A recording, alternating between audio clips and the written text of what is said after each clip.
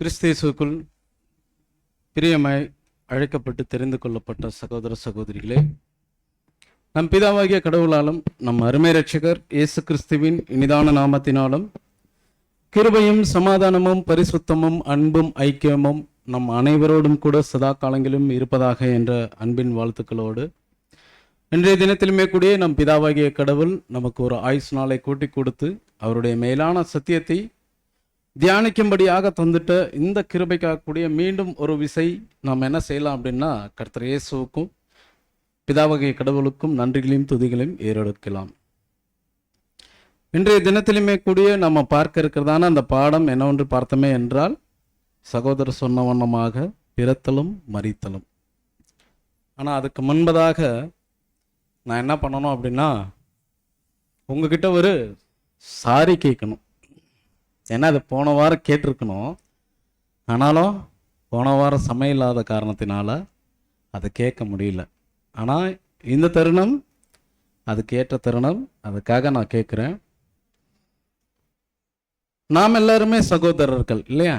நம்ம எல்லாரும் ஒரே மாம்ச சரீரத்தில் வாசமாய் இருக்கிறவர்கள். அப்படி இருக்கும்போது நமக்குள்ளார சாரி கேட்கணுமா வேணாமா? மன்னிப்பு கேட்கணுமா வேணாமா? நம்ம எல்லாம் ஒரே இப்போ உலகத்துல ஒரு சகோதரனிடத்தில் போய் ஒரு கிறிஸ்தவனாக இருந்து நம்ம போய் சாரி கேட்கிறோம் அப்படின்னா அது கண்டிப்பாலுமே வருந்தக்கூடியத்தக்கதாக இருக்கும். ஆனா நாம எப்படின்னா கிறிஸ்துவுக்குள்ளான ஒரே சரீரமா இருக்கிறோம். அப்ப நம்ம அந்த சகோதரனிடத்தில் நம்ம மன்னிப்பு கேட்கலாமா வேணாமா? அது குறிப்பிடல சபையாரிடத்தில். ஒரே சரீரம் நாம அப்படின்னும் போது மன்னிப்பு கேட்கிறது நியாயம். அந்தபடியாக என்னுடைய சரீரமாக இருக்கிற இந்த சபையின் இடத்துல நான் கேட்கக்கூடியது, கடந்த 2 வாரங்களாக என்னால் என்ன பண்ண முடியல அப்படின்னா, அளவிலின் காரணமாக நான் வெளியே சென்றதுனாலே என்னால் இங்கே என்ன பண்ண முடியல, சபையில் பங்கெடுக்க முடியாத ஒரு சூழ்நிலை ஆயிடுச்சு. சகோதரிடத்தில் சொல்லியிருந்தோம், பட் ஆனாலும் சபையாரினிடத்தில் நாங்கள் இன்னும் என்ன பண்ணலை, யாருக்குமே தெரியாது எனக்கு என்ன சூழ்நிலை அப்படின்ட்டு. ஸோ நிறைய பேர் என்னை விசாரித்ததாக சொன்னாங்க. இருந்தாலும் எல்லாருக்குமே நான் என்ன பண்ணுறேன் அப்படின்னா, கர்த்தர் இயேசு மூலியமாக நான் உங்ககிட்டயே நான் என்ன பண்ணுறேன், நன்றியை ஏறெடுத்து கொள்ளுகிறேன் சகோதர சகோதரிகளே. அப்போ பிறத்தலும் இரத்தலும், இந்த பிறத்தலும் இரத்தலுக்கும் இடையில எவ்வளோ காலங்கள் இருக்குது, யாருனால கணிக்க முடியுமா? அதுதான் சொல்ல முடியாது இல்லையா? யாருடைய ஜீவனையும் எப்போ போகுங்கிறது யாருனாலையும் கணிக்க முடியாத ஒன்றாக இருக்கிறது. அப்போ நம்மளுடைய இருதயத்தில் எந்த விதமான இந்த மாதிரியான ஒரு குணங்களை உடையவர்களாக நம்ம இருந்தோம்னா நம்ம கிறிஸ்துவனுடைய சாயலை அடைவோமா அப்படின்னா அது ஒரு சந்தேகமாக இருக்கிறது சகோதர சகோதரிகளே. அப்போ பிறத்தலும் இரத்தலும் இந்த பாடத்தை தான் இன்றைய தினத்தில் நாம் என்ன போகிறோம் அப்படின்னா சற்று நேரம் தியானிக்க இருக்கிறோம். பெரிய பாடம்லாம் இல்லை. இங்கே நம்ம ஒரு 3 சிருஷ்டிகளை குறித்து நம்ம என்ன பண்ண போகிறோம்னா பார்க்க போகிறோம். அந்த சிருஷ்டிகளினுடைய வாழ்க்கையில் நடந்துட்டது மட்டும்தான் கடவுள் நம்ம வாழ்க்கைக்குள்ளார அது ரகசியமாக வச்சிருக்கிறார். அதை குறித்து தான் இன்னைக்கு ஒரு சிம்பிளான பாடம் தான். ஏன்னா இது ஒரு பெரிய பாடமாக எடுக்கலாம், நிறைய பாயிண்ட்ஸ் வைக்கலாம், நிறைய கருத்துக்களை சொல்லலாம் அப்படின்னெல்லாம் எதிர்பார்த்தோம். பட் ஆனாலுமே இது என்ன ஆயிடுச்சுன்னா கடைசியாக பார்க்கும்போது இது ஒரு கேரக்டர் ஸ்டடீஸ் போலயே மறுபடியும் வந்துருச்சு. ஒரு ஆராய்ச்சி ஒரு பாடமாக இல்லாமல் மீண்டும் இது என்ன ஆயிடுச்சு அப்படின்னா கன்க்ளூஷன் ஆகும்போது இதனுடைய கருப்பொருள் எப்படி இருக்குது அப்படின்னா கேரக்டர் ஸ்டடீஸ் போல ஒரு குணலட்சணத்தின் பாடத்தை போல இந்த பாடம் மாறிடுச்சு. அதனால எல்லோருக்கும் இது ஒரு சின்ன பாடம் தான், ஆனாலும் பிரயோஜனம் உள்ளதான ஒரு பாடமாக இருக்கும் என்று விசுவாசிக்கிறோம் சகோதர சகோதரிகளே. அப்போ இதுக்கு முன்பதாக நம்ம எடுத்துக்கொண்ட ஆதார வசனத்தை நாம் என்ன பண்ணலாம் அப்படின்னா வாசிக்கலாம். சங்கீதம் 27ஆம் அதிகாரம் 4வது வசனம். கர்த்தரிடத்தில் ஒன்றை நான் கேட்டேன். கர்த்தரிடத்தில் ஒன்றை நான் கேட்டேன். இது எப்படி இருக்குது இந்த வார்த்தை? பிரசண்டா, அதாவது நிகழ்காலமா, கடந்த காலமா, நிகழ்காலமா, எதிர்காலமா? இந்த வார்த்தை கடந்த காலம். கர்த்தரிடத்தில் நான் ஒன்று கேட்டேன், அது கடந்த காலம். அதையே நாடுவேன். இது பிரசன்ட். அப்புறம் வாசிங்க. நான் கர்த்தருடைய மகிமையை பார்க்கும்படியாகவும் அவருடைய ஆலயத்தில் ஆராய்ச்சி செய்யும்படியாகவும். இது என்னன்னா, இது ஃபியூச்சர், இது எதிர்காலம். வாசிங்க சிஸ்டர். நான் என் ஜீவனுள்ள நாளெல்லாம் கர்த்தருடைய ஆலயத்தில் தங்கியிருப்பதையே நாடுவேன். இது பிரசன்ட் அண்ட் ஃபியூச்சர்ஸ். அப்போ இந்த வார்த்தையை நாம என்ன பண்ண போறதில்ல, இந்த வார்த்தையை குறித்து நாம ஆராய்ச்சி செய்ய போவதில்லை. ஆனாலும் நம்மளுடைய பாடத்திற்கு இது என்னன்னா ஒரு ஏற்ற ஒரு வசனமாக இருக்கும் என்ற ஒரு காரணத்திற்காக தான் நம்ம என்ன பண்ணோம் அப்படின்னா இந்த வசனத்தை ஒரு ஆதாரமாக நம்ம எடுத்துக்கொண்டோம். ஏன்னா அந்த வார்த்தையை கொஞ்சம் நம்ம உற்று பார்த்தோம் அப்படின்னா அந்த வார்த்தை பேசுகிற நடைகள் எல்லாம் எப்படி இருக்கும் அப்படின்னா, அதாவது கடந்த காலம், நிகழ்காலம், வருங்காலம் என்கிற மாதிரியான பேசக்கூடிய அந்த நடையில் தான் என்ன இருக்கும் அப்படின்னா இந்த வசனம் இருக்கும். அதனால தான் நம்ம என்ன பண்ணணும், அந்த பிறத்திலும் இரத்திலும் இந்த ஒரு தலைப்பிற்கு ஏற்ற வசனமாக இதை நாம் எடுத்துக்கொண்டோம் சகோதர சகோதரிகளே. சரி, ஓகே. இந்த வசனத்தை தான் நம்ம ஆதாரமாக எடுத்துக்கொண்டோம். இந்த பாடத்துக்குள்ளாக நம்ம கடந்து போகலாம். இப்போ எப்படி பார்க்கலாம் அப்படின்னா, பிறத்திலும் இரத்திலும் என்ற இந்த பாடத்திற்குள் என்ன இருக்கு? 2 சம்பவம் தான் இருக்கு இல்லையா? பிறப்பு ஒன்று இருக்கு, இறப்பு ஒன்று இருக்கு. அப்போ இது அடங்கிய பாடமா அப்படின்னா அதுக்கு அடங்கிய பாடங்கள் தான். ஆனாலும் அதற்கு மத்தியில் தான் கடவுள் என்ன பண்ணியிருக்கார் அப்படின்னா நமக்கு உண்டான ரகசியங்களை வைத்திருக்கிறார். இந்த பிறத்திலும் இரத்திலும் இந்த பாகங்களுக்கு, இந்த சம்பவங்களுக்கு நடுவில் தான் என்ன நம்ம வச்சிருக்காரு கடவுள், ஒரு ரகசியத்தை வைத்திருக்கிறார் என்று நாம பார்க்கிறோம் சகோதர சகோதரிகளே. இப்ப இந்த பாடத்திற்குள்ளாக போகிறதுக்குள்ள உங்ககிட்ட ஒரு கேள்வியோட நான் என்ன பண்றேன் அப்படின்னா இந்த பாடத்தை ஆரம்பிக்கலாம். யாருமே தூங்கக்கூடாது, இது ஒரு கேள்வி. ஓகேங்களா? ஸோ பிறப்பும் இறப்பும் இந்த நிகழ்வுகள் யாருக்கெல்லாம் சம்பவிக்கிறது? பிறப்பும் இறப்பும் இந்த சம்பவங்கள் யாருக்கெல்லாம் சம்பவிக்கிறது? ஓகே, அல்ல அது ஒரு கோர்வையா சொன்னா மனிதர்களுக்கு, மிருகங்களுக்கு, பறவைகள், ஊரும் பிராணிகள் அனைத்திற்கும், அடுத்தபடியாக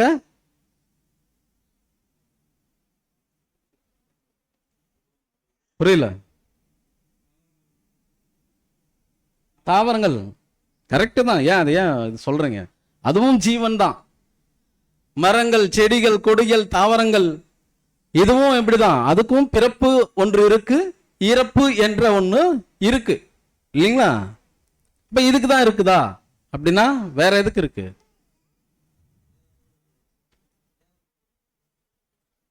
தேவ தூதர்கள். ஓகே, நாம அங்க போல பூமிக்குரிய காரியத்துக்காக நான் சொல்றேன்.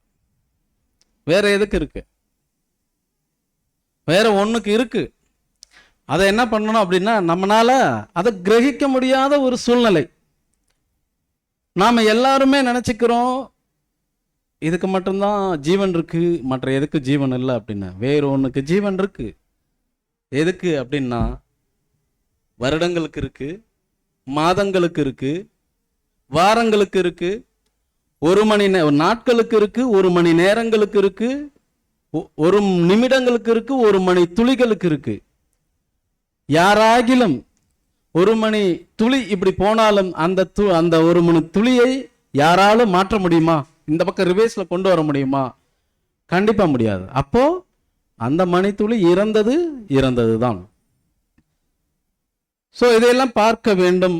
இதுக்கு பார்ப்பதற்கு நமக்கு சமயம் இருந்தால் நம்ம என்ன பண்ணலாம் அப்படின்னா இந்த காலங்களை குறித்து நம்ம என்ன பண்ணணும், அதிகப்படியான ஒரு ஆராய்ச்சிக்குள்ளாக நம்ம போகணும். ஏன்னா நம்ம இப்போ எந்த காலத்தில் இருக்கிறோம் என்ற அந்த ஒரு தேடுதல் யாருக்கும் இல்லைன்னா நம்ம யாருக்குமே இல்லை. ஒவ்வொரு நாளும் கடந்து போகும் பொழுதும் நம்மளுடைய இருதயங்கள் எப்படி இருக்கு, படுத்து உறங்கும் பொழுது நம்மளுடைய இருதயம் எப்படி இருக்கு, யாரும் என்ன பண்ண மாட்டேங்கிறாங்க, கிரகிக்க மாட்டேங்கிறாங்க. கடவுளுக்குள்ளாக இன்றைக்கு நாம் எத்தனை மணி நேரம் நாம் அவரோட செலவழித்தோம். உலகத்துக்காக நம்ம எத்தனை மணி நேரம் நம்ம செலவழிச்சோம் அப்படிங்கிற காரியத்தை குறித்து யாரும் என்ன பண்றதில்ல, யாரும் யோசனை பண்றதில்ல. ஏன்னா முடிந்தது தான். இதுக்கு மேல பிறக்கிறதை பத்தி நம்ம என்ன பண்ணணும், ஃபியூச்சர்ல யோசனை பண்ணணும். ஆனா வேதத்தில் இருக்கிறது எல்லாமே எப்படி, நிகழ்காலத்துல இருக்கா, கடந்த காலத்துல இருக்கா, இல்ல வருங்காலத்துல இருக்கா? ஆனா எழுதின காலங்கள் எல்லாமே என்ன ஆயிடுச்சு, எழுதின காலங்கள் எல்லாமே இறந்த காலங்கள் தான். ஆனா அதில் சொல்லப்பட்ட காரியங்கள் எல்லாமே எப்படிப்பட்டதுன்னா நிகழ்காலங்கள், அட் பிரசன்ட்ல நிகழ்காலம், வருங்காலம். நாம இறந்த காலத்தை குறித்து நாம என்ன பண்ண போறதில்ல, நாம இறந்த காலத்தை கூட ஒரு படிப்பினையாக தான் அதை எடுத்துக்கொள்ளுகிறோம் மொழிய, நிகழ்காலமும் வருங்காலங்களையும் நம்ம எப்படி எடுத்துக்கணும்னா இன்னும் அதிகமாக ஒரு என்ன பண்றது, நம்ம வந்து ஒரு கான்சென்ட்ரேட் எடுத்துக்கணும். வருங்காலத்திலாவது கடவுளுடைய வார்த்தைக்கு உண்மை உள்ளவர்களாக இருக்கும்படிக்கு ஒரு கான்சென்ட்ரேட் எடுத்துக்கொள்ளலாம். இப்போ கர்த்தர் இயேசுவை பின்பற்றக்கூடியவர்கள் ஒவ்வொருவருமே நம்ம என்ன பண்ணணும் அப்படின்னா அந்த மாதிரியான ஒரு முடிவுகளை எடுத்துக்கொள்ள வேண்டும். ஏன்னா கர்த்தர் இயேசுவை கவனிக்கிறோம் நான் இல்லையா, கர்த்தர் இயேசுவை நம்ம கவனிக்கிறோம். இப்போ கர்த்தர் இயேசு ஒரு இடத்துல ஒரு வசனத்தை பேசுறாரு. எப்படி பேசுறாரு அப்படின்னா யோவான் 9ஆம் அதிகாரம் 4வது வசனம்.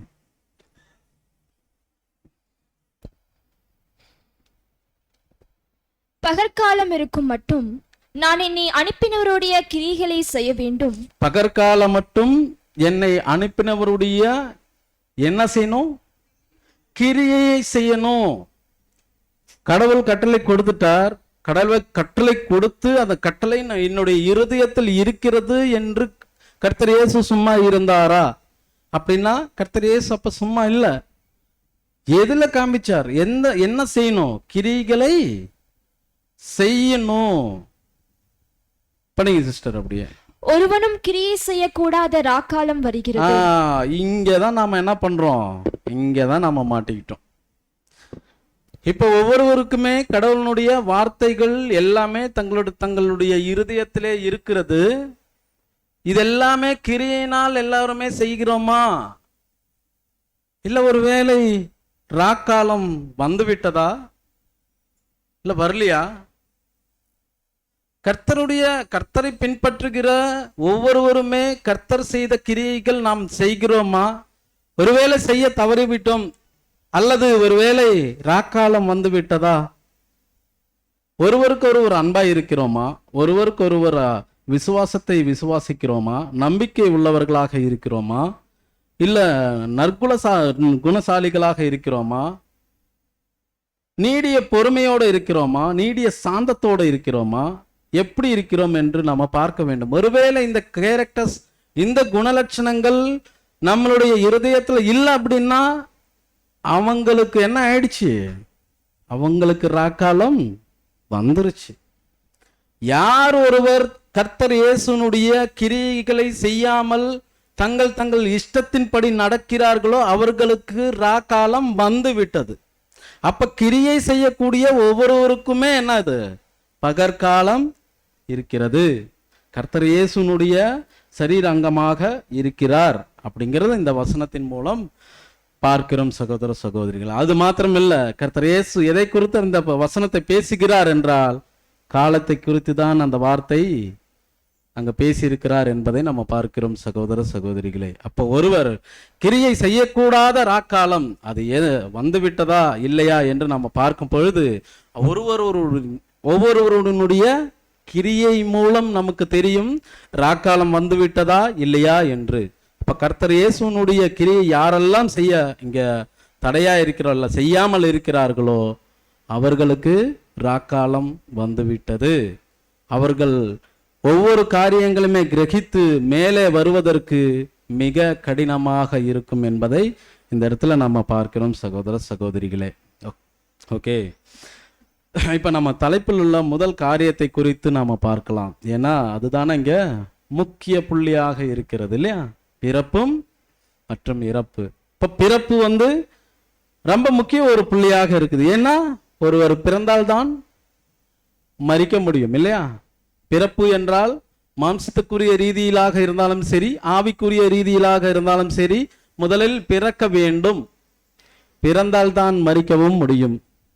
அப்ப ஒரு பிறக்கவில்லை என்றால் மரிக்க முடியாது. அப்ப பிறப்பு என்ற ஒரு சம்பவம் நம்மளுடைய வாழ்க்கையில் மிக மிக முக்கியமாக இருக்கிறது. அது மாம்சத்த ரீதியிலும் சரி, ஆவிக்குரிய ரீதியிலும் சரி சகோதர சகோதரிகளே.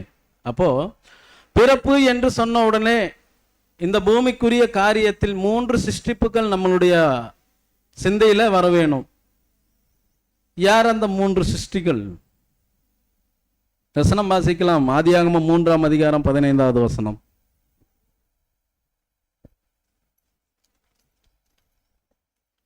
உனக்கும் ஸ்திரீக்கும் உன் வித்துக்கும் அவள் வித்துக்கும் பகை உண்டாக்குவேன்.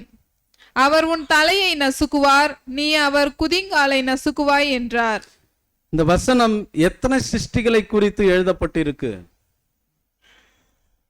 இந்த வசனம் இருக்கு இல்லையா, இந்த வசனம் எத்தனை சிருஷ்டிகளை குறித்து எழுதி இருக்குது? 3 சிருஷ்டிகள். உனக்கு, ஸ்திரீக்கு, பின்பு கர்த்தர் இயேசுவுக்கு. அப்ப இந்த 3 சிருஷ்டிகளில் பிறப்பிலிருந்து தான் இன்றைக்கு என்ன பண்ண போறோம்? பிறப்பிலிருந்தும் மரிப்பிலிருந்தும் அவர்களுடைய வாழ்க்கையினுடைய தரங்கள் எப்படி இருந்தது, அவங்க பிறப்பு குறித்து பார்க்க போறோம், அவங்க வாழ்ந்த வாழ்க்கை குறித்து பார்க்க போறோம், அவங்களுடைய மரண தருவாய் எப்படி அதை பார்க்க போறோம். இதுதான் நம்மளுடைய கடவுள் என்ன பண்ணியிருக்காருன்னா நமக்கு ஒரு ரகசியமாக அங்க வைத்திருக்கிறார் என்று நம்ம பார்க்கிறோம். அப்ப இந்த 3 சிருஷ்டிகளில் முதல் சிருஷ்டியை குறித்து நாம் பார்க்கலாம். அதே 3:15 முதலில் எழுதப்பட்டிருக்கிறது. யார் எழுதப்பட்டிருக்கு? உனக்கும். உனக்கும் அப்படின்னா அந்த உனக்கும் யாருக்கு பாத்திரவானனாக இருக்கிறார் என்று பார்த்தோமே என்றால் அவர்தான் சாத்தான் அவர்களை தான் அங்க ஒரு பாத்திரவானாக உனக்கும் என்று குறிப்பிடப்பட்டிருக்குது சகோதர சகோதரிகளே. அப்போ சாத்தான் அவருடைய பிறப்பை குறித்து பின்பு நடந்த காரியத்தை கொடுத்தும் நமக்கு என்ன பண்ணலாம்னா ஒரு படிப்பினை கடவுள் நமக்கு அதுல கொடுத்திருக்கிறார். நம்ம நினைக்கலாம் சாத்தானுடைய பிறப்பிலும் இறப்பிலும் நமக்கு என்ன ஒரு படிப்பினை இருக்கும் அப்படின்னா நிறைய படிப்பினை இருக்கு. நாம சாத்தானை குறித்து என்ன பண்ணணும்? நிறைய ஆராய்ச்சிக்குள்ளாக போக வேண்டும். அப்படி பார்த்தாதான் நாம என்ன பண்ண முடியும்? அதனுடைய எதிர்வினை கிரியைகள் நம்மளால செய்ய முடியும். அதனால அவருடைய வாழ்க்கையில் நடந்துட்ட எல்லா விதமான காரியங்களுமே நமக்கு ஒரு படிப்பினையாக தான் இருக்கிறது. ஓகே, அவருடைய சிருஷ்டிப்பை பார்த்து முதலாவது பார்க்கலாம். எசேக்கியேல் 28ஆம் அதிகாரம் 13வது வசனம்.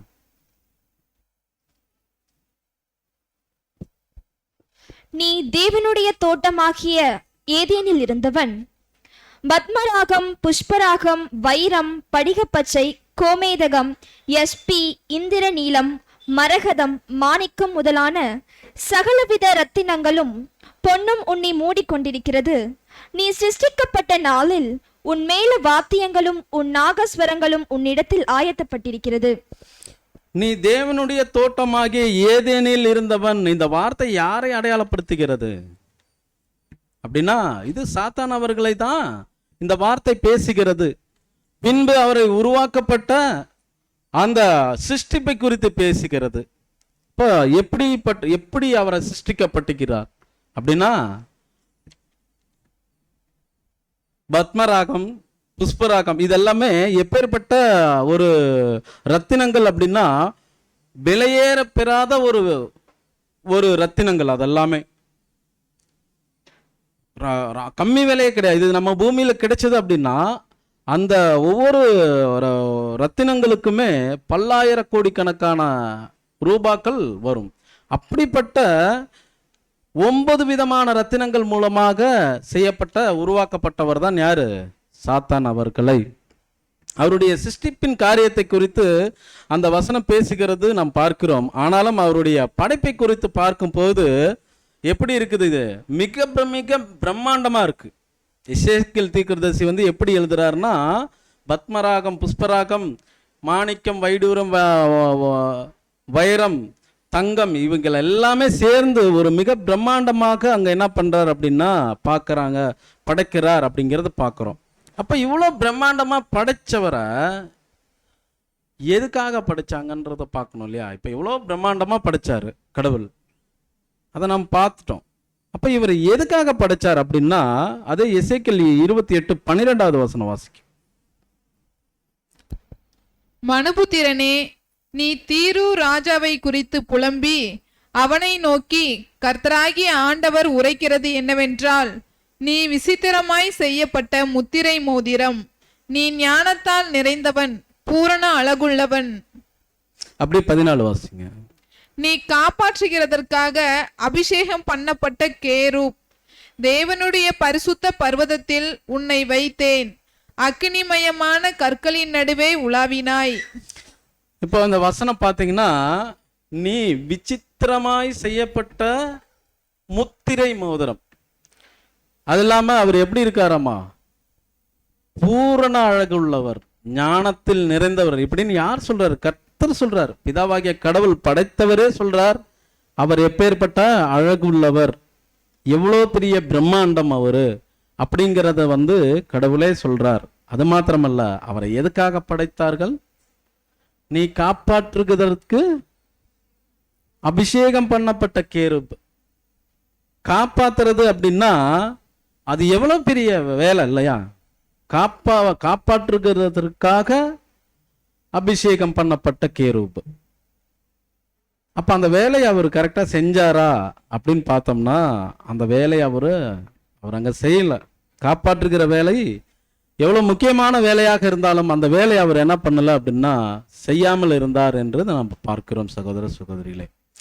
இப்ப இவருக்கு என்னாச்சு என்றால், பிதாவாகிய கடவுள் என்னன்னா படைச்ச உடனே இவர் எங்க கொண்டு போய் வைக்கிறார் அப்படின்னா, தேவனுடைய பரிசுத்த பர்வதத்திலே கொண்டு போய் அவர் போய் வைக்கிறார்.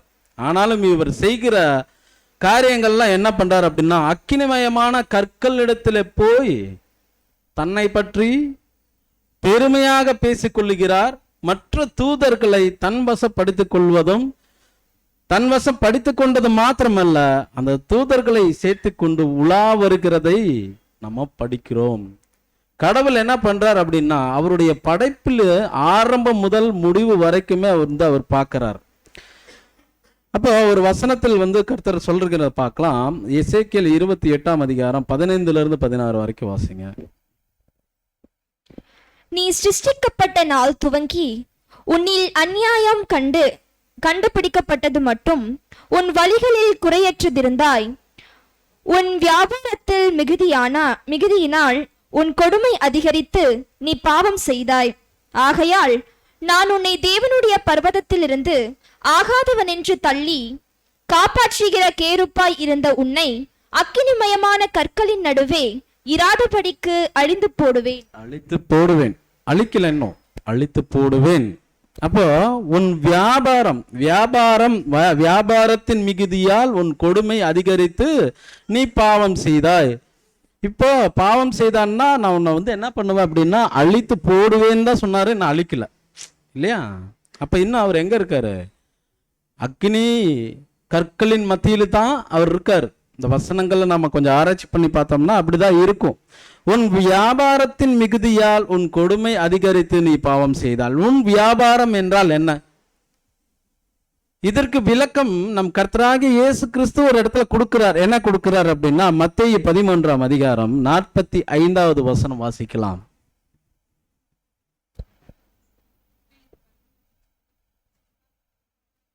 மேலும் பரலோகராஜ்யம் நல்ல முத்துக்களை தேடுகிற வியாபாரிக்கு ஒப்பாயிருக்கிறது. அப்ப வியாபாரி என்ன பண்றாரு? தேடுகிறார் இல்லையா? வியாபாரி தேடுகிறார். தேடுதல் அது என்னன்னா ஒரு சிந்தையை குறிப்பதாக இருக்கும். அப்ப தேடுகிறவராக இருக்கிறார், அந்த மாதிரியான சிந்தனை உள்ளவராக இருக்கிறார். இதுவே பேதுரு ஒரு இடத்துல சொல்றார். 1 பேதுரு 5ஆம் அதிகாரம் 8வது வசனம் வாசிச்சு.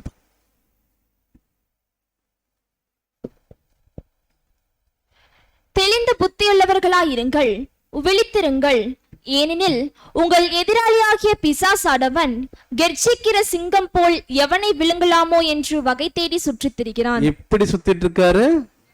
வகை தேடிட்டு சுத்திட்டு இருக்கார். அப்போ உன் வியாபாரத்தின் மிகுதியால் உன் கொடுமையை அதிகரித்து நீ பாவம் செய்தாய்.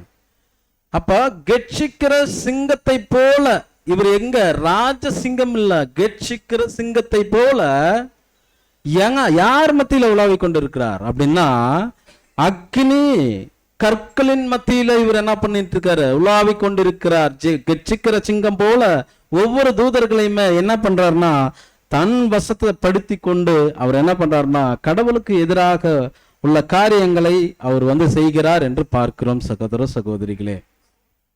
அப்ப லூசிபரோட சிந்தை எப்படி இருக்கிறது என்றால், அவருடைய மிகுதியான அழகினால் மற்ற தூதர்களையுமே தன் வசம் செய்து கொள்ளுகிறார் என்பதை நம்ம பார்க்கிறோம். அதை பார்த்த கடவுள் தான் இப்ப என்ன பண்றார் அப்படின்னா, பருவத்தில இருந்து அவர் என்ன ஆகாதவன் என்று தள்ளி காப்பாற்றுகிற கேருபு அந்த பதவியில இருந்து என்ன பண்றாரு, அவர் எடுக்கிறார். அக்னிமயமான கற்கள் நடுவில் இருந்து இராதபடிக்கு அவரை தள்ளி விடுகிறார் என்பதை நம்ம பார்க்கிறோம். ஆனாலுமே இன்னும் தள்ளி விட்டாரா அப்படின்னா இன்னும் தள்ளி விடல. இந்த காரியங்கள் எல்லாம் எதனால் நடந்தது என்று நாம் பார்த்தோமே என்றால், இப்ப இவர் இவ்வளவு காரியம் பண்றாரு இல்லையா, தூதர்களை தன்வசப்படுத்துறாரு. இன்னொன்னு கடவுளுக்கு எதிராக எல்லா காரியங்களுமே கெர்ச்சிக்கிற சிங்கம் போல இருக்கிறா. அப்படி இதெல்லாம் ஏன் செய்யறார் அப்படின்னா, எசேக்கியேல் 28ஆம் அதிகாரம் 17வது வசனம் வாசிச்சு பாருங்க. உன் அழகினால் உன் இருதயம் மேட்டிமை ஆயிற்று. உன் அழகினால் உன் இருதயம் மேட்டிமை ஆயிற்று. இப்ப உன் அழகு அப்படிங்கிறது வந்து எதை அடையாளப்படுத்தும்? அழகு என்பது எதை அடையாளப்படுத்தும் அப்படின்னா, அழகு வந்து குணலட்சணங்களை அடையாளப்படுத்தும். அப்போ உன் அழகினால் இருதயம் மேட்டுமை ஆயிற்று. இப்போ லூசிபர் செய்யக்கூடிய ஒவ்வொரு காரியங்களுமே எப்படி இருக்கும்னா, கடவுளுடைய படைப்பை போலவே இவர் என்ன பண்ணிடுவாரு, அவருடைய குணங்களை காண்பிப்பார். அழகினால் அவர் என்னன்னா மேட்டுமை, அது இல்லாம அவருடைய அழகு அவருக்கு என்னவாயிடுச்சுன்னா மேட்டுமை ஆயிற்று. அவருடைய அதிகப்படியான எந்த குணங்களாக இருந்தாலும் சரி, அது வந்து லூசிபருக்கு மாத்திரமல்ல, அது நமக்கும் அது பொருந்தக்கூடியதாக இருக்கும். ஒவ்வொருவரையுமே பிறக்கும் போது எப்படி அவர் பிறக்க வைக்கிறார் அப்படின்னா, ஒரு அளவுகோல் வச்சிருப்பார். கடவுள் நம்மளை உண்டாக்கும் போதே, எல்லாம் நம்ம உண்டாக்க அனுமதி கொடுக்கும் போதே நமக்கு என்ன பண்ணிருப்பார்னா ஒரு அளவுகோல் வச்சிருப்பார். எப்படி, நீ இந்த வரைக்கும் தான் நீ வரணும், இதுக்கு மேல நீ என்ன பண்ணக்கூடாது, நீ வரக்கூடாது. ஒருவேளை நீ வந்தனா அது உனக்கு முள்ளும் குறுக்குமாக உனக்கு என்ன சம்பவிக்கும்ன்றதே தெரியாது. இப்ப அதுக்கு நம்ம ஒரு எக்ஸாம்பிள் பார்க்கலாம். எங்கன்னா ஆசாரிப்பு கூடாரத்துல வந்து லேவியர்கள் மாத்திரம் என்ன பண்ணுவாங்க, அந்த ஆசாரிப்பு கூடாரத்துக்குள்ளாக உலாவி வருவாங்க. இதே புற வேற ஜனங்கள் யாராகிலும் அந்த போய் அந்த கொக்கிய தொட்டாலுமே என்ன ஆயிடுவாங்க, அவங்க என்ன ஆயிடுவாங்க, மரணிச்சிருவாங்க, இறந்துருவாங்க அவங்க. அப்போ கடவுள் ஒரு அளவுகோல் வைத்தார் என்றால் அந்த அளவுகோலோடு தான் இருக்க வேண்டும். அதை விட்டுட்டு அந்த அளவுகோலுக்கு மீறி நாம ஏதாவது ஒன்று செய்து விட்டால் அப்புறம் மரணத்தில் தான் கொண்டு போய் விடும் என்று பார்க்கிறோம். இவ்வாறு இப்படித்தான் அவர் என்ன பண்றாரு அப்படின்னா, தன்னுடைய அழகினால் மேட்டுமையின் அந்த குணத்தினால அவருடைய இருதயம் மேட்டுமையாக ஆகிறது அப்படின்னு பார்க்கிறோம்.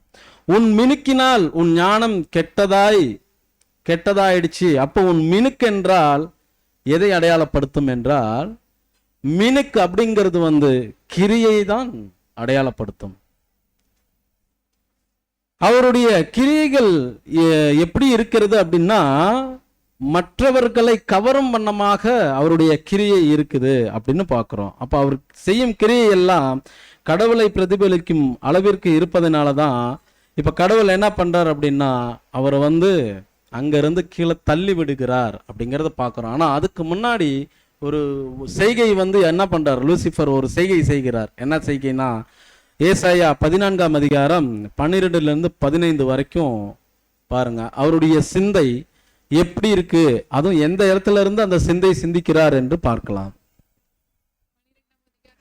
ஏசாயா 14ஆம் அதிகாரம் 12-15 வரை. அதிகாலையின் மகனாகிய விடிவெள்ளியே, நீ வானத்திலிருந்து விழுந்தாயே. ஜாதிகளை ஈனப்படுத்தினவனே, நீ தரையிலே விழவெட்டப்பட்டாயே. நான் வானத்துக்கு ஏறுவேன், தேவனுடைய நட்சத்திரங்களுக்கு மேலாக என் சிங்காசனத்தை உயர்த்துவேன். வடபுறங்களில் உள்ள ஆராதனை கூட்டத்தின் பர்வதத்திலே வீற்றிருப்பேன் என்றும், நான் மேகங்களுக்கு மேலாக உன்னதங்களில் ஏறுவேன், உன்னதமானவருக்கு ஒப்பாவேன் என்றும் நீ உன் இருதயத்தில் சொன்னாயே. அப்போ இந்த மாதிரி தான் இருதயத்தின் எண்ணங்கள் ஓடும்போது தான் கடவுள் இப்ப என்ன பண்றாரு அப்படின்னா, லூசிஃபரை வந்து தேவனுடைய பர்வதத்திலிருந்து அவர் தள்ளி விடுறார். அது வரைக்குமே அங்க என்ன பண்ணிட்டு இருக்காரு, அவரை தள்ளி விடல. ஏதோ ஒண்ணு அவர் செய்யும் கிரியைகள் எல்லாத்தையுமே அவர் என்ன பண்றாரு, கடவுள் பார்க்கிறார். என்ன அப்ப லூசிஃபர் நினைத்த காரியம் மிக சாதாரணமான காரியமா அப்படின்னா, லூசிஃபர் நினைச்சது அந்த வசனங்கள் கொடுக்கப்பட்டது 2 வசனங்கள் தான். ஆனா அந்த 2 வசனங்களை நீங்க நிதானித்து வாசிக்கும் பொழுது எப்படி இருக்குன்னா, அவர் வந்து ஒரு மிகப்பெரிய திட்டத்தை வந்து என்ன பண்றார் அப்படின்னா அங்க செய்கிறார் அப்படிங்கிறது பார்க்கிறோம். அதனால்தான் கடவுள் லூசிஃபருக்கு என்ன பண்ணிட்டார் அப்படின்னா, உடனடியாக மரண தீர்ப்பை வந்து எழுதினார். அது மட்டும் அல்லாம பரலோகத்திலிருந்து கீழே தள்ளிவிட்டார் என்பதை நம்ம பார்க்கிறோம்.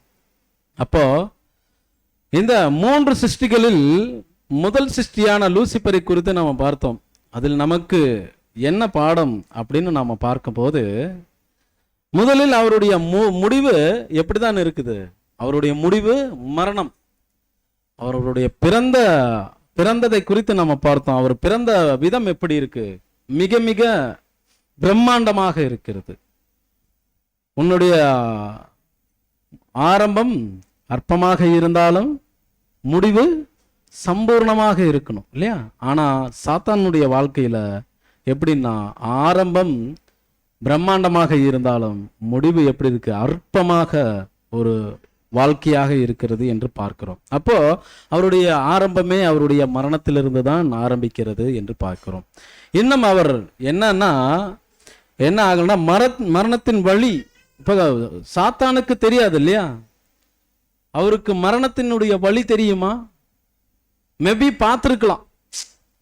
மரித்தவர்களை இப்ப மேல எவ்வளோ இந்த மாதிரி தூதர்கள் மரித்திருப்பார்கள். ஒருவேளை அதை அவர் நேரடியாக கூட பார்த்திருக்கலாம். ஆனா மரணம் அவருக்கு நேரிட்டதா அப்படின்னா, இன்ன வரைக்குமே ஆதாம் மரித்துட்டார், கர்த்தர் இயேசு மரித்து உயிர்த்தெழுந்துட்டார். ஆனா சாத்தான் இன்னும் மரித்துட்டாரா அப்படின்னா, சாத்தான் இன்னும் மரிக்கல. அதற்குண்டான எந்த ப்ரூஃபுமே எங்கேயுமே இல்லை இல்லையா? ஸோ அப்போ அதனால தான் என்னன்னு பார்த்தீங்கன்னா, மரணத்தின் வழி சாத்தானுக்கு தெரியாது என்று நாம் பார்க்கிறோம். இரண்டாவதாக பார்த்தோமே என்றால், கடவுள் படைக்கும் போதே அவரவருக்கு என்று ஒரு அளவுகோல் வைத்திருக்கிறார்.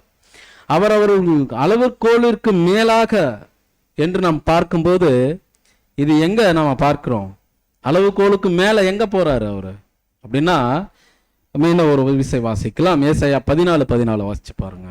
அவரு அளவுகோல், அவருக்கு எது வரைக்கும் அளவு இருந்தது, அந்த அளவுகோலுக்கு மேல யோசனை பண்ணதுக்கு அப்புறம் தான் அவர் என்ன பண்றாருன்னா தள்ளிவிடப்படுகிறார். வாசிங்க.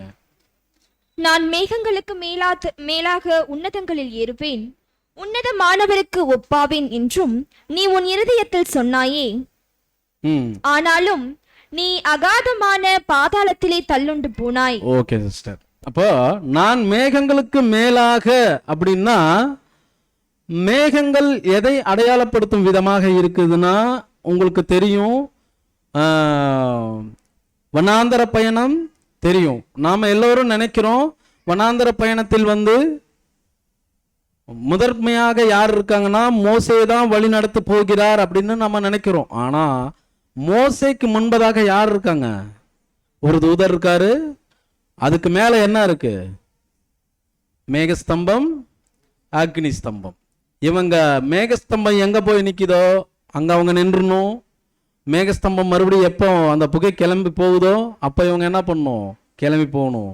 அப்ப அந்த மேகஸ்தம்பம் யாரை அடையாளப்படுத்தும் விதமாக இருக்குது அப்படின்னா, அது கர்த்தராகிய இயேசு கிறிஸ்துவை அடையாளப்படுத்தும் விதமாக இருக்கிறது.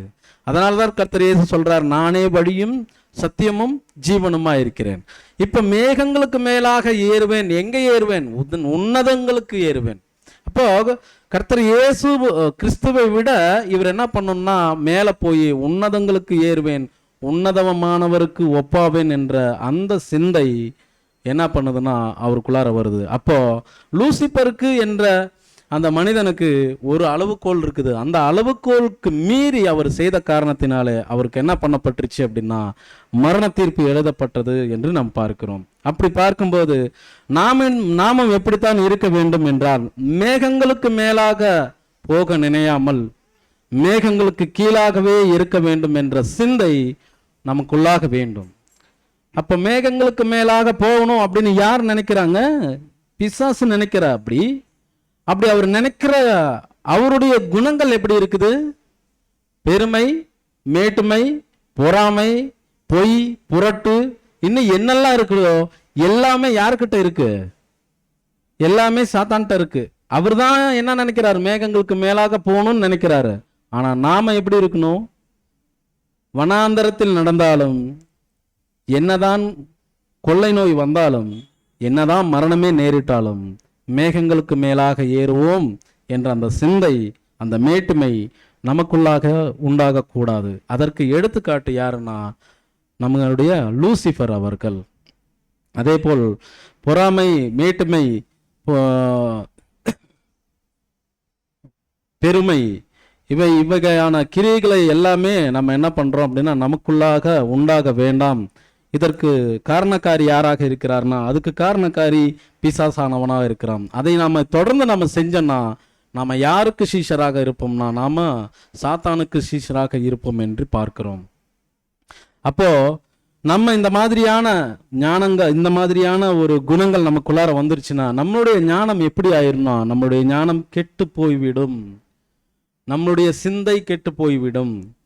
அப்படி ஒருவேளை அந்த சிந்தை கெட்டு போயிடுச்சுன்னா அண்ணன், தம்பி, அக்கா, தங்கை, தாய், தகப்பன் ஒருவரையுமே நாம என்ன பண்ண மாட்டோம், ஒருவரையுமே நம்ம புரிந்து கொள்ள மாட்டோம்.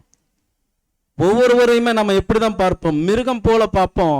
அவங்க மிருகம் அல்ல, சிந்தை சிந்திக்கக்கூடிய நாமளே அந்த மிருகமாக மாறிவிடுவோம் என்று பார்க்கிறோம். அப்போ சாத்தானின் குணங்கள் நமக்கு வரக்கூடாது என்றால் நாம் சாத்தானை பற்றி நாம் என்ன பண்ணணும்? முதலாவது அவரை பற்றி தெரிஞ்சுக்கணும். இன்னார் என்பதை தெரிஞ்சுக்க உண்டாதான் நாம எப்படி இருப்போம் அப்படின்னா ஜாக்கிரதை உள்ளவர்களாக இருப்போம் சகோதர சகோதரிகளே. அப்போ சாத்தானை குறித்து நாம எப்பொழுதுமே எச்சரிக்கையாக இருக்க வேண்டும். அவரை பற்றி இன்னும் அதிகமாக தெரிந்து கொண்டு அவருடைய எதிர் வினை செயல்கள் என்ன இருக்கிறதோ அதை நாம செய்ய வேண்டும். இப்போ இரண்டாவதான படைப்பை குறித்து நாம பார்க்கலாம். ஆதியாகமம் 3ஆம் அதிகாரம் 15வது வசனம்.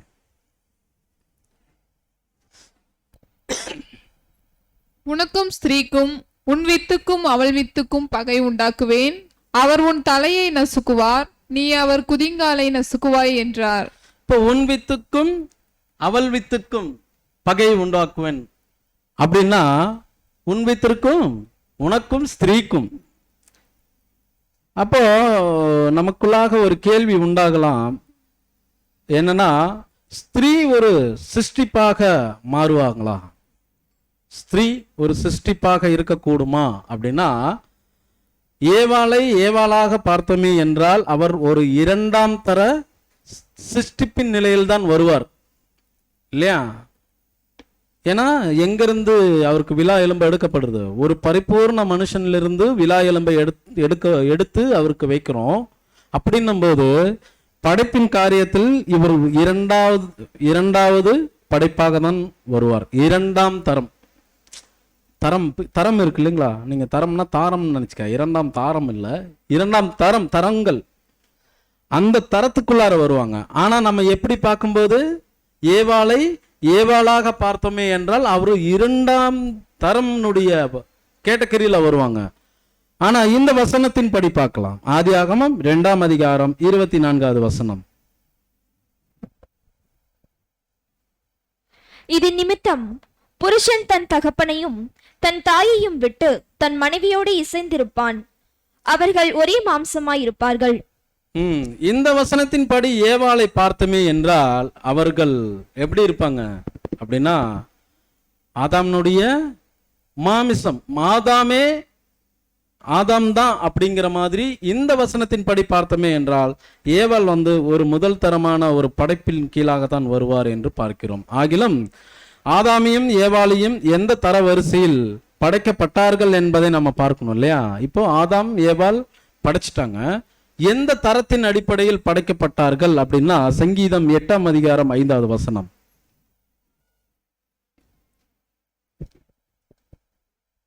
நீர் அவனை தேவ தூதரிலும் சற்று சிறியவனாக்கினீர், மகிமையினாலும் கனத்தினாலும் அவனை முடிசூட்டினீர். அவரை எப்படி படைக்கப்பட்டிருக்கார் அப்படின்னா தேவ தூதர்களிலும் சற்று சிறியவனாக.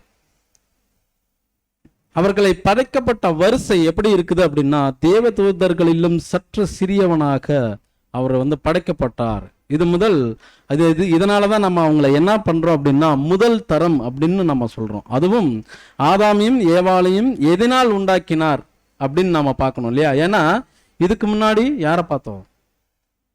சாத்தான் அவர்களை பார்த்தோம். இப்ப இவங்களை எப்படி படைக்கிறாங்க எல்லாருக்கும் தெரியும். இருந்தாலும் அந்த வசனத்தை உங்களுக்கு நான் வைக்கிறேன். ஆதியாகமம் 2ஆம் அதிகாரம் 7வது வசனம். தேவனாகிய கர்த்தர் மனுஷனை பூமியின் மண்ணினாலே உருவாக்கி ஜீவ சுவாசத்தை அவன் நாசியிலே ஊதினார். மனுஷன் ஜீவாத்மாவானான். மனுஷன் ஜீவாத்மானான். எப்படி ஜீவாத்மானான் அப்படின்னா மண்ணினாலே உண்டாக்கி. இப்ப லூசிஃபரை எப்படி படைச்சாங்க? லூசிஃபர் படைக்கப்பட்ட அந்த விதங்கள் எப்படி இருந்தது? லூசிஃபர் படைக்கும் போது பலவித ரத்தினம் 9 விதமான ரத்தினங்களினாலே பொன்னினாலே அவரை படைக்கிறாங்க. ஆனா அந்த படைப்பு அதனுடைய பிரதிபலன் எப்படி இருந்தது அப்படின்னா எல்லாம் பாவத்திற்கேற்ற பிரதிபலனாக இருந்தது. இதனாலே தான் மனுஷனை படைக்கும் போது கடவுள் என்ன செய்தார் என்றால் ஜாக்கிரதை உள்ளவராக இருந்தார். அவரை படைக்கும் போது படைப்பு எப்படின்னா மண்ணினாலே உருவாக்கினார். மண்ணினுடைய மிக மிக முக்கியமான மூலக்கூறுகள்னால என்ன பண்றார்னா மனுஷனை உண்டாக்குகிறார் என்பதை நம்ம பார்க்கிறோம். மனிதரை படைக்கும் போது கடவுள் எப்படி இருக்கிறாரு? மிக ஜாக்கிரதை உள்ளவராக இருக்கிறார். ஏன்னா ஆல்ரெடி ஒருத்தரை எப்படி ரொம்ப காஸ்ட்லியான ஒரு உலோகத்தை வச்சு படைச்சாங்க. ஆனா அவர் என்ன ஆயிட்டாரு? அவர் தனக்குள்ளார மினுக்கு காமிச்சுக்கிட்டாரு. நான் அழகு உள்ளவன் என்று அவர் ஒரு பெருமை கொண்டுக்கிட்டாரு. ஆனா மனுஷன் அப்படி இருக்கக்கூடாது அப்படிங்கிற இதனாலதான் அவர் என்ன பண்றாரு அப்படின்னா ஆரம்பத்திலேயே அவர் ரொம்ப கீழாக, தூதர்களுக்கும் ரொம்ப கீழாக, அது இல்லாம பூரணமாக அவர் வடிவமைக்கிறார் என்று பார்க்கிறோம். கடவுள் மனிதனை படைக்கும் பொழுது அங்க யார் இருந்திருப்பாங்க? நாம நினைக்கிறோம் இல்லையா? கடவுள் மனுஷனை படைச்சாங்க, மண்ணினால் உண்டாக்கினார், ஆதாமை உண்டாக்கினார், ஏவாளை உண்டாக்கினார், இப்படியெல்லாம் பார்க்குறோம். இப்போ கடவுள் மனிதனை படைக்கும் போது பக்கத்தால யாரையாச்சும் உதவிக்கு கூட்டிருப்பாரா? தூதர்கள் இருந்திருப்பாங்க.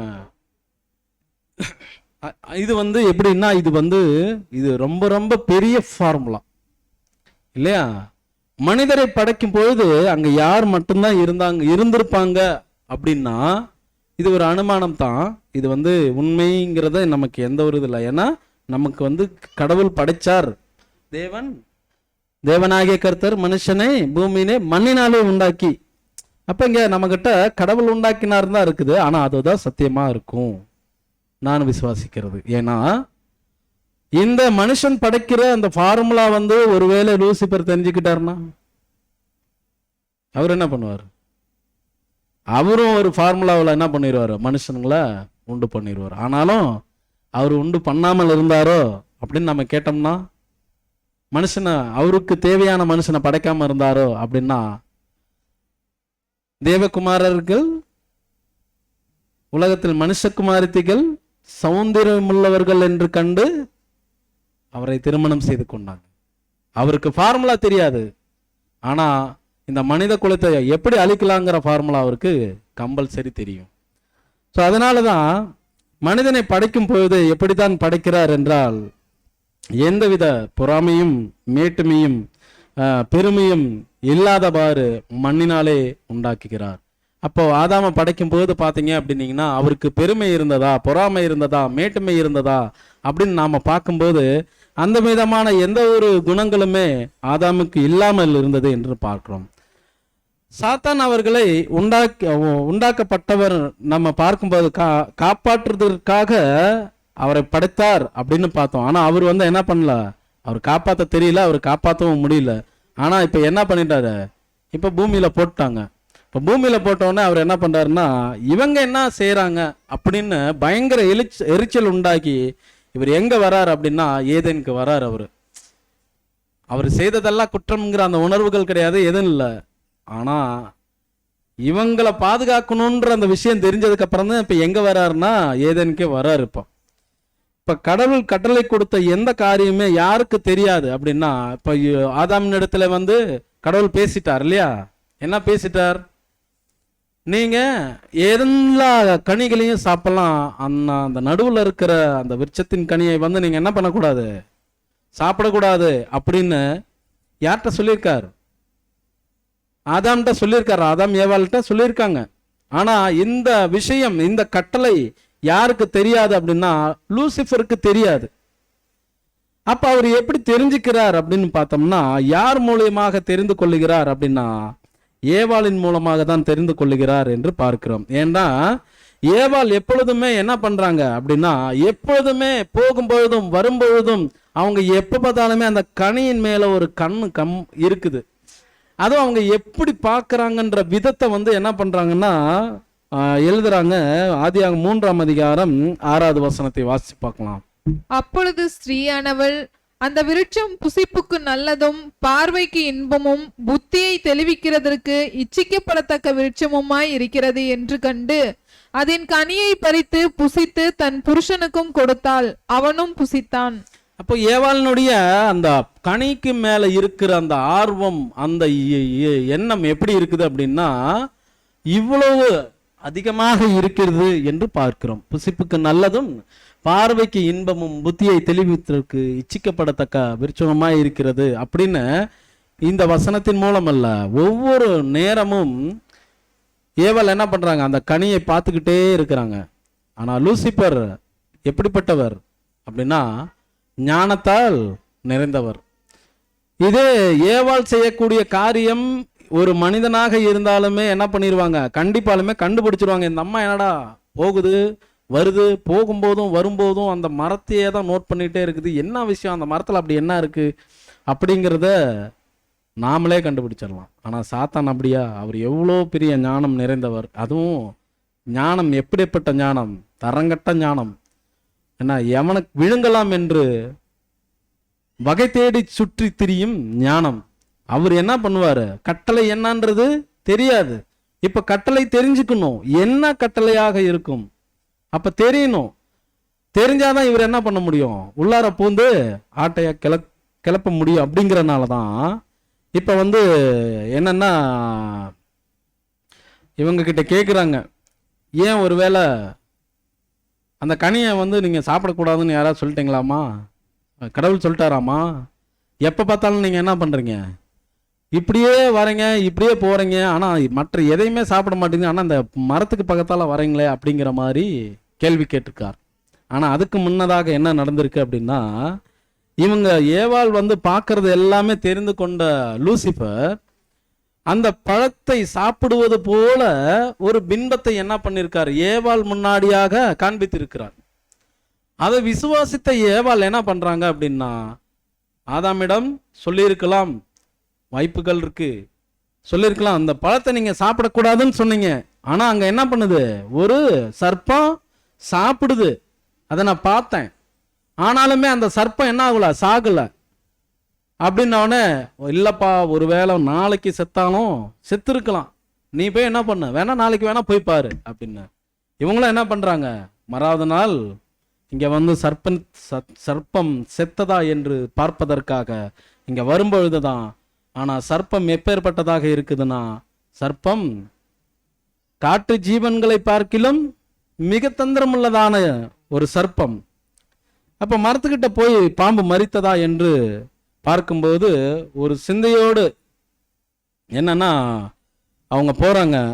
போய் பார்க்கும்போது தான் ஆதியாகமம் 3ஆம் அதிகாரம் 1 வசனம் வாசிச்சு பாருங்க.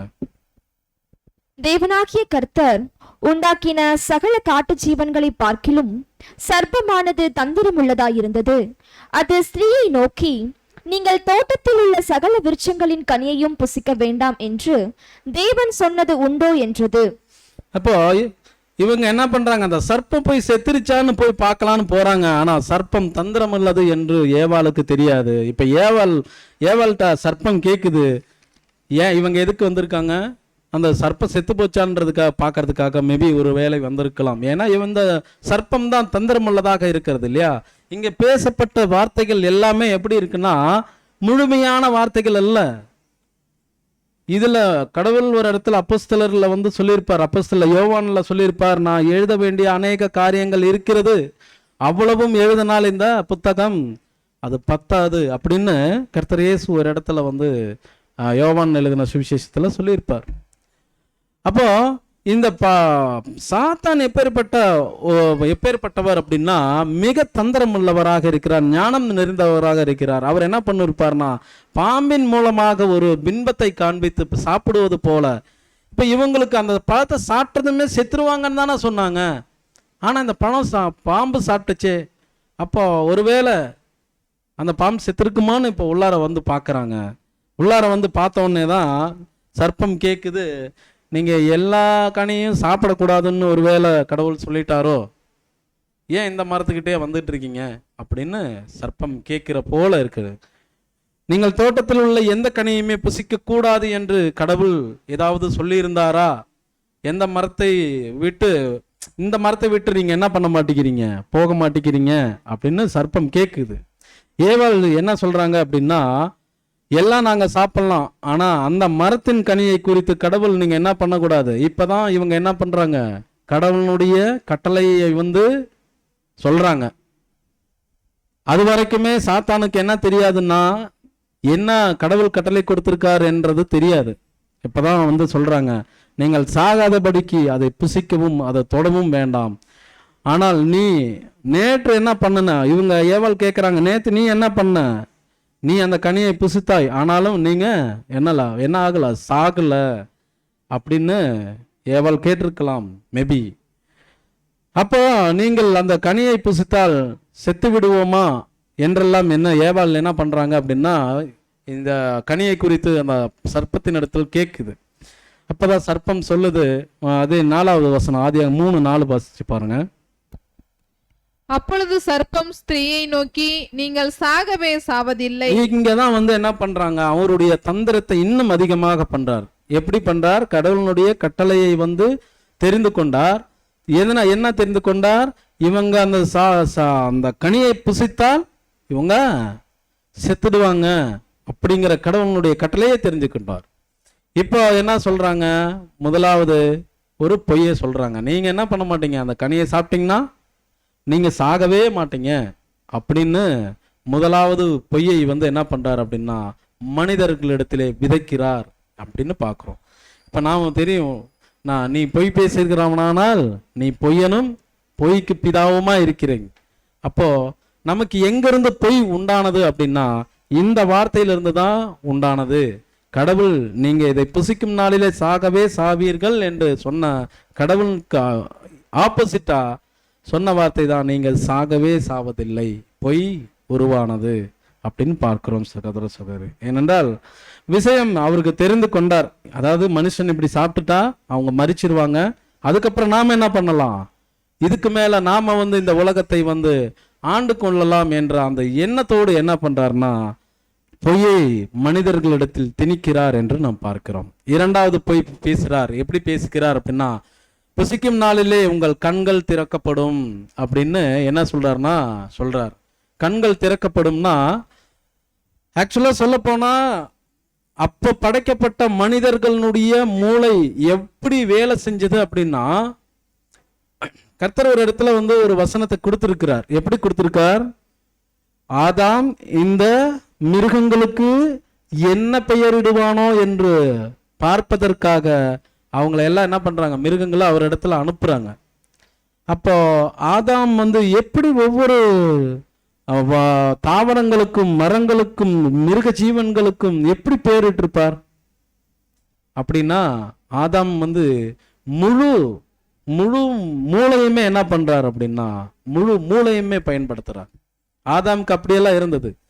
இப்பொழுதுதான் என்ன ஆயிடுச்சு, இப்பொழுதுதான் நம்ம வெறும் முப்பரிமாணத்தில் நம்ம வந்து நம்மளுடைய வாழ்க்கையை ஓடிக்கொண்டு இருக்கிறோம். ஆனா ஆதாம் படைக்கப்பட்ட காலத்தில் ஆதாமுக்கு எத்தனை பரிமாணங்கள் இருந்திருக்கும் என்றால் ஒரு தோராயமாக 26 பரிமாணங்கள் இருந்திருக்கும். அப்போ நீங்க யோசனை பண்ணி பாருங்க, அவரு சும்மா ஒரு பார்வையில தெரிஞ்சுக்குவார் அந்த மிருகத்துக்கு என்ன பேர் எடுக்கணும் போடலாம் அப்படின்ற ஒரு பார்வையில தெரிஞ்சிருப்பார் அவரு. அப்போ இவர் சொல்றாரு உங்கள் கண்கள் திறக்கப்படும் அப்படின்னா. அப்ப அது வரைக்கும் என்ன, ஆதாமுடைய கண்ணும் ஏவாளுடைய கண்ணும் அப்படின்னா மூடிட்டு இருந்தாங்களா அப்படின்னா, அப்ப இவர் என்ன சொல்றாரு, இல்ல நீங்க இந்த இதை இப்ப பாக்குற பார்வைக்கும் இந்த கனியை புசிச்சதுக்கு அப்புறமா நீங்க பாக்குற பார்வைக்கும் வித்தியாசம் இருக்கும். என்ன நீங்க அதை அப்படின்னு சொல்லிட்டு ஃபர்ஸ்ட் 2வது பையை திணிக்கிறார். 3வது என்ன பண்றார் அப்படின்னா, அவருக்கு ஆசையை உண்டு பண்ணுகிறார். என்ன ஆசை உண்டு பண்ணுகிறார், நீங்க இதை சாப்பிட்டு முடிச்சிட்டீங்கன்னா உங்கள் கண்கள் திறக்கப்படும். திறந்த உடனே நீங்க எப்படியா மாறிடுவீங்க அப்படின்னா, நீங்கள் தேவர்களை போல மாறி விடுவீர்கள் அப்படின்னு ஆசையை இந்த இடத்துல மனுஷனுடைய இருதயத்திலே விதைக்கிறார் என்பதை நம்ம பார்க்கிறோம். அப்போ அது மாத்திரமல்ல, ஆசையை விதைப்பது மாத்திரமல்ல, அவர் இன்னொன்னு சேர்த்து விதைக்கிறார். என்னன்னா அவிசுவாச பேச்சு. சொல்லப்போனா எதிர்மறையான சிந்தைகள். நீங்கள் நன்மை தீமை அறிந்து தேவர்களை போல இருப்பீர்கள் என்று ஆசை தூண்டி விடுகிறார். அது மாத்திரமல்ல, நீங்கள் தேவர்களை போல ஆவீர்கள். இந்த காரியம் சாத்தான் செய்த எதுக்காகனா, இந்த காரியம் வந்து சாத்தான் தான் செய்யறாரு. அது எந்த இடத்துல செய்யறாரு, மேகங்களுக்கு மேலாக நான் ஏறுவேன், உன்னதமானவருக்கு ஒப்பாவேன் அப்படின்ற சிந்தை இப்ப எங்க கொண்டு போய் விதைக்கிறார் அப்படின்னா, இது வந்து மனிதர்களுடைய இருதயத்துல கொண்டு போய் விதைக்கிறார். அதே போல அவை நம்பிக்கை என்றால் அது உண்டு பண்ணுதல் வார்த்தை. அது என்ன மாதிரியான வார்த்தைனா, இந்த வார்த்தை இந்த காரியம் யாருக்கு தெரியும், இந்த காரியம் கடவுளுக்கே தெரியும்பா அப்படின்னு சொல்லிட்டா உங்களுக்கு என்ன ஆயிரும், அவநம்பிக்கை உண்டாகும். நீங்க செய்ய போற காரியத்தை குறித்து யாருக்கு தெரியும் அப்படின்னா, அது உங்க கடவுளுக்கே தெரியும். உங்க கூடயே இருந்தார் பாருங்க, அவர் உங்ககிட்ட சொல்லவே இல்லை. என்ன அப்போ நீங்கள் செய்யும் காரியம், அந்த வசனத்தை மீண்டும் ஒரு விசை வாசிங்க. 3-4 வசனம். அப்பொழுது சர்ப்பம் ஸ்திரீயை நோக்கி, நீங்கள் சாகவே சாவதில்லை. அடுத்த வசனம் வாசிங்க. நீங்கள் இதை புசிக்கும் நாளிலே உங்கள் கண்கள் திறக்கப்படும் என்றும் நீங்கள் நன்மை தீமை அறிந்து தேவர்களைப் போல் இருப்பீர்கள் என்றும் தேவன் அறிவார் என்று. இங்கதான் அவர் வந்து என்ன பண்றாரு, அவநம்பிக்கையான வார்த்தையை வந்து பிசாசு விதைக்கிறார். என்னன்னா, நீங்கள் தேவர்களைப் போல் இருப்பீர்கள் என்றும் தேவன் அறிவார் என்று பிசாசு என்ன பண்ணுதுன்னா, தேவன் பேர்ல இருக்கிற விசுவாசத்தை உடைக்கும் பொருட்டான வார்த்தைகளை அங்க உண்டு பண்ணுகிறார் என்பதை நம்ம பார்க்கிறோம். சகோதர சகோதரிகளே, இப்ப லூசிபர் இடத்திலிருந்து நீங்கள், அதாவது நாம வந்து எதை செய்தால் இதெல்லாம் நடக்கும் என்று உங்களுக்கும் கடவுளுக்கும் அவை நம்பிக்கையை வந்து உண்டு பண்ணுகிறதான வார்த்தைகளை எல்லாம் எங்கிருந்து நாம தெரிந்து கொண்டோமே என்றால், இது லூசிபரிடம் நாம என்ன பண்ணோம் அப்படின்னா தெரிந்து கொண்டோம் என்று நாம பார்க்கிறோம். அப்போ இங்க பார்த்தோம்னா, லூசிபர் எந்த வார்த்தைகளை சொல்லி பின்பற்றதான் ஏவாள் செய்கிறார் என்றால், அதாவது எந்த வார்த்தையை சொல்லி ஏவாள் பின்பற்றுகிறார் என்றால், அந்த கனியை பார்த்து புசித்து தன் கணவருக்கும் என்ன பண்றாரு, கொடுக்கிறார், அவனும் சாப்பிட்றாரு. அதாவது இவ்வளவு வார்த்தைகளை எல்லாம் கேட்டுட்டு அவங்க வந்து வஞ்சனைக்குள்ளார போனதுக்கு அப்புறமாவும் என்ன பண்றாங்க அப்படின்னா, லூசிபர் சொன்ன வார்த்தையை கேட்டுட்டு இப்ப என்ன, அதை பார்த்து அதை பறித்து அதை புசித்து அவர்கள் மாத்திரமல்ல ஆதாமும் அதை சாப்பிட்றார். ஏன் ஆதாம் சாப்பிட்றார் அப்படின்னா, அந்த காரியத்தை குறித்து உங்களுக்கு நல்லாவே தெரியும். ஆதாம் ஏன் சாப்பிட்டார் அப்படின்னு நம்ம கேள்வி கேட்டோம்னா, அவர் என்ன பண்றார், அவருடைய மனைவியை அதிகமாக நேசிப்பதினால அவர் என்னன்னா, சரி மரணித்து விடும்போது நாமளும் என்ன பண்ணலாம், அவளோடு கூட சேர்ந்து நாமளும் மரணித்து விடலாம் என்ற அந்த சிந்தையோட அவர் என்ன பண்றார் அப்படின்னா அதையும் புசிக்கிறார் என்று பார்க்கிறோம். சகோதர சகோதரிகளே, இப்போ ஆதாமிற்கும் அந்த சமயம் என்ன ஆகிடுச்சு அப்படின்னு பார்த்தோம்னா, நிறைய ஞானங்கள் இல்லாம போகுது. தன் மனைவி தன்னை விட்டு போயிடுவார் அப்படிங்கிற சிந்தை தோணுகிறது. அப்படிங்கிறனால அவர் என்னன்னா ஒரு தற்கொலைக்கு சமமாக இந்த காரியங்களை செய்துகிறார் அப்படின்னு பார்க்குறோம் சகோதர சகோதரிகளை. இன்னும் படைப்பை குறித்து நாம் பார்க்க வேண்டும்னா இன்னும் அதிகமாக இருக்கிறது இல்லையா, இன்னும் நிறைய இருக்கு. ஏன்னா நாம சாத்தானை குறித்தே நிறைய பார்க்க வேண்டிய காரியங்கள் நிறைய இருக்குது. அது மாத்திரமல்ல, மனிதனுடைய படைப்பை குறித்து இன்னும் என்ன பண்ணணும், அதிகமாக பார்க்கணும். மனிதன் எந்த இடத்துல அவனுடைய மரணம் ஆல்ரெடி தெரிஞ்சுக்கிட்டாச்சு. இவர் சாப்பிட்ட கீழ்ப்படியாமையினாலே மரணத்துக்குள்ளார போனாங்க. ஆனால் அதுக்கப்புறம் மனிதனுடைய வாழ்க்கை எல்லாம் தரமாக இருந்ததா என்று நம்ம பார்க்க வேணும் இல்லையா. ஏன்னா அதுதான் நம்மளுடைய வாழ்க்கைக்கு உண்டான படிப்பனையாக இருக்கும். அடுத்ததாக பார்த்தோம்னா கர்த்தர் இயேசுனுடைய பிறப்பை குறித்து நாம் என்ன பண்ணணும், நிறைய பார்க்கணும். கர்த்தர் இயேசுனுடைய பிறப்பை குறித்து பார்க்கணும்னா நமக்கு என்ன வேணும், முழு மூளையே தேவைப்படும். ஏன்னா அதை நம்மளால என்ன பண்ண முடியாது, கிரகிக்கவே முடியாது, ஆராய்ச்சியே பண்ண முடியாது. அது பேசுகிறது எல்லா வார்த்தைகளுமே எப்படின்னா முரண்பாடான வார்த்தையாக மாறிவிடும் கர்த்தரனுடைய பிறப்பை குறித்து நம்ம யோசனை செய்யும் போது. அப்போ அதற்குண்டான ஏற்ற காலம் வரணும். வந்தாதான் ஆதாம்னுடைய சிந்தை நான் சொன்னேன் இல்லையா, அதாவது அவருடைய பரிமாணங்கள் எப்பேற்பட்ட பரிமாணத்தினுடைய மூளை வளர்ச்சி இருக்கும் அப்படின்னா 26 பரிமாணங்கள் கொண்ட மூளை வளர்ச்சி இருக்கும். அந்த 26 பரிமாணங்கள் உள்ள மூளை வளர்ச்சி இருந்தாதான் கிறிஸ்து இயேசு எப்படி பிறந்தார் என்பதை நம்ம என்ன பண்ண முடியும், ஆராய்ச்சி பண்ண முடியும், அதை புரிந்து கொள்ள முடியும் சகோதர சகோதரிகளே. அப்போ நாம இதுவரைக்குமே பார்த்த பாடங்கள் எல்லாமே எப்படி இருந்துச்சு அப்படின்னா எல்லாமே முரண்பாடான விஷயங்கள் மட்டும்தான் நம்ம இன்னைக்கு என்ன பண்றோம், கத்துக்கிட்டோம். இன்னும் பாடங்கள் இருக்கு, ஆனா சமயம் இல்லாத காரணத்தினால் நம்ம என்ன பண்றோம் அப்படின்னா கடவுளுக்கு சித்தம் இருந்தால் இன்னும் ஒரு வாரம், இன்னொருன்னா அடுத்த மாதத்திலே இந்த பாடத்தை இன்னும் முழுமையாக நம்ம பார்க்கலாம் சகோதர சகோதரிகளே. இன்னும் நம்ம என்னன்னா கர்த்தர் இயேசுனுடைய எல்லா விதமான அடிச்சுவடுகளை நாம் என்ன பண்ணணும் அப்படின்னா பின்பற்ற வேண்டும். என்ன அப்படி நம்ம பின்பற்றும் போது தான் நம்ம எப்படின்னா அவருடைய குணங்கள் எப்படி இருந்ததுன்றத ஒரு கடைசியாக சில வசனங்களை வாசித்து மாத்திரம் நம்ம என்ன பண்ணலாம்னா இந்த பாடத்தை முடிக்கலாம். கலாத்தியர் 25ஆம் அதிகாரம் 22 25 வரைக்கும். ஆவியின் கனியோ அன்பு, சந்தோஷம், சமாதானம், நீடிய பொறுமை, தயவு, நற்குணம், விசுவாசம், சாந்தம், இச்சையடக்கம், இப்படிப்பட்டவைகளுக்கு விரோதமான பிரமாணம் ஒன்றுமில்லை. கிறிஸ்துவினுடையவர்கள் தங்கள் மாம்சத்தையும் அதன் ஆசை இச்சைகளையும் சிலுவையில் அறைந்திருக்கிறார்கள். நாம் ஆவியினாலே பிழைத்திருந்தால் ஆவிக்கேற்றபடி நடக்கவும் கடவோம். Okay sister. அப்போ கர்த்தர் இயேசுனுடையவர்கள் மாம்சத்தையும் அதன் ஆசையின் இச்சைகளையும் எப்படி நான் சிலுவையில் கடவோம். நாம அறைந்திருக்கிறவர்களாக இருக்க வேண்டும். ஏன்னா நம்ம யாருடையவர்களாக இருக்கிறோம், கிறிஸ்துவினுடையவர்களாக நம்ம இருக்கிறோம். கிறிஸ்துவினுடையவர்களாக இருந்தால் நாம எப்படி இருப்போம் அப்படின்னா அன்பு, சந்தோஷம், சமாதானம், நீடிய பொறுமை, தயவு, நற்குணம், விசுவாசம், சாந்தம், இச்சையடக்கம் இவற்றை எல்லாம் பின்பற்றக்கூடியவர்களாக நம்ம இருப்போம். அப்போ இன்னும் நம்ம வரும் காலத்திலுமே கூடிய கிறிஸ்துவினுடைய பிறப்பும் அவருடைய இறப்பும் இது கொஞ்சம் கடினம்தான், ஆனா அதற்குண்டான வசனங்கள் இருக்கிறது.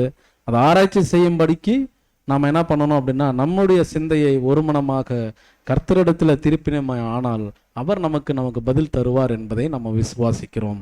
பொறுமையோடு கேட்ட உங்களை பிதாவாகிய கடவுள் தானே ஆசீர்வதிப்பாராக. ஆமென்.